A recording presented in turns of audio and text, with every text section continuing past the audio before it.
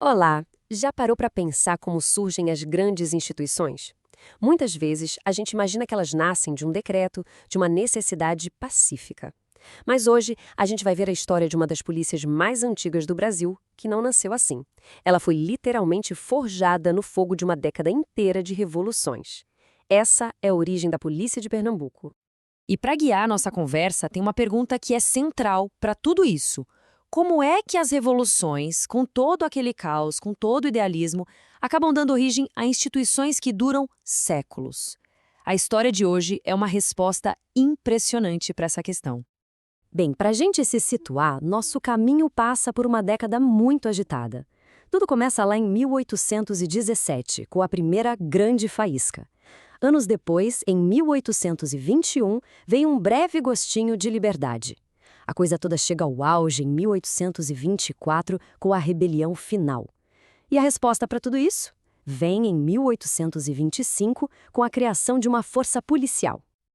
Ok, então vamos mergulhar nisso. Antes de falar das batalhas, a gente precisa entender o clima da época.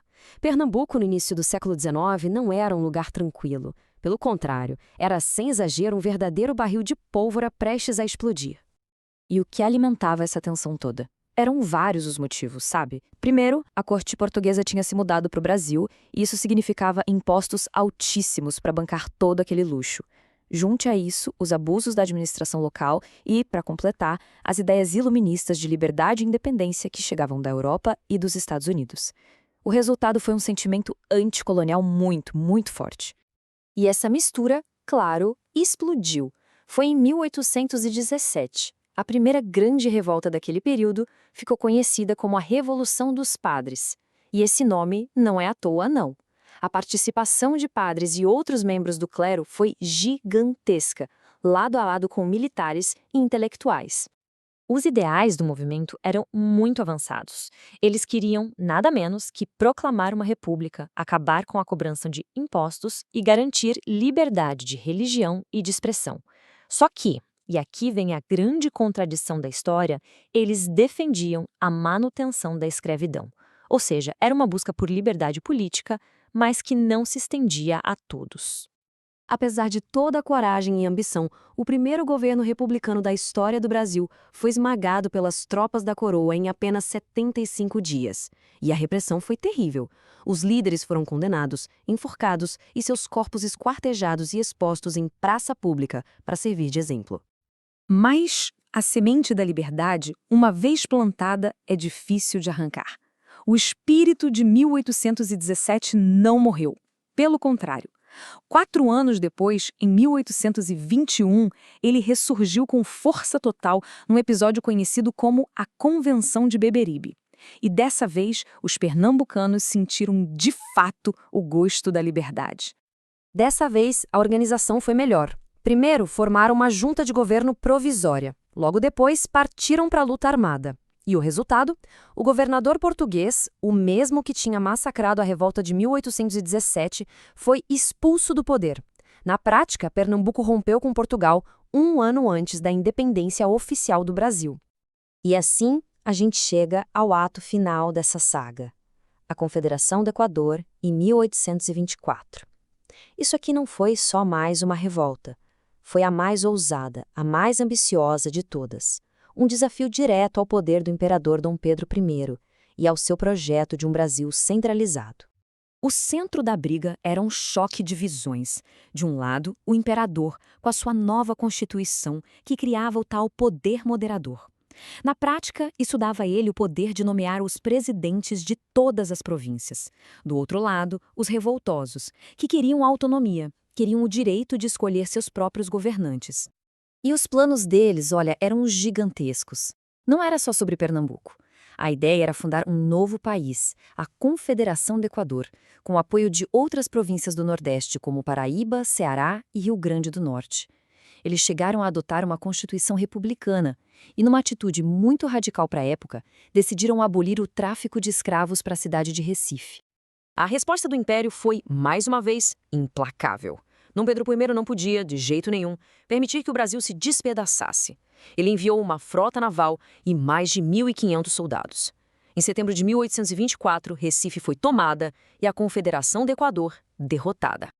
E a brutalidade dessa repressão ganhou um rosto, um nome: Frei Caneca. Ele era um dos grandes líderes do movimento. A sua execução o transformou num mártir, num símbolo poderoso da luta por liberdade contra o poder central. Pois bem, é aqui, depois de quase uma década de revoltas, que a nossa história chega ao ponto central. O Império finalmente entendeu que precisava de uma ferramenta permanente em Pernambuco. Uma ferramenta para garantir o controle e para sufocar qualquer nova tentativa de rebelião. Olhem só essa frase que está lá no comecinho do Decreto Imperial de 1825. Convindo para a tranquilidade e segurança pública. A justificativa oficial era essa. A criação da polícia estava diretamente ligada à necessidade de restaurar a ordem. Uma ordem que as revoluções tinham abalado profundamente. Então, aqui está o ponto-chave. Em 11 de junho de 1825, Dom Pedro I cria oficialmente o Corpo de Polícia. A data não é coincidência. A criação dessa força foi uma consequência direta da Confederação do Equador. Foi uma resposta institucional à rebeldia. E para a gente ter uma ideia do que isso significava, o efetivo inicial desse novo corpo policial foi de 320 homens. Esse era o contingente encarregado de manter na linha uma província inteira que tinha acabado de desafiar o Império. E a estrutura era totalmente militar. Tinha um Estado-Maior, que era o comando, uma companhia de cavalaria e 2 de infantaria. Ou seja, era uma força desenhada não só para patrulhar as ruas, mas para combater. E agora, se preparem para a grande ironia dessa história. Sabe quem foi nomeado o primeiro comandante dessa nova polícia? Um oficial do exército que 1 ano antes tinha lutado ativamente para esmagar os revolucionários da Confederação do Equador. É isso mesmo, o repressor se tornou o guardião oficial da ordem. Então, o que a gente tira de tudo isso? Que a Polícia Militar de Pernambuco não nasceu de um plano de segurança pública em tempos de paz. Ela foi uma consequência direta do conflito. Uma ferramenta do Império para consolidar seu poder e para garantir que aquelas ideias revolucionárias fossem, de uma vez por todas, controladas. Isso nos deixa com uma reflexão final, uma pergunta que ecoa até hoje. Uma instituição que nasce com o propósito claro de reprimir um movimento popular, uma instituição que foi forjada no conflito, ela pode, com o passar do tempo, se transformar e se tornar uma verdadeira garantidora da paz? É uma questão complexa e a resposta continua sendo escrita todos os dias.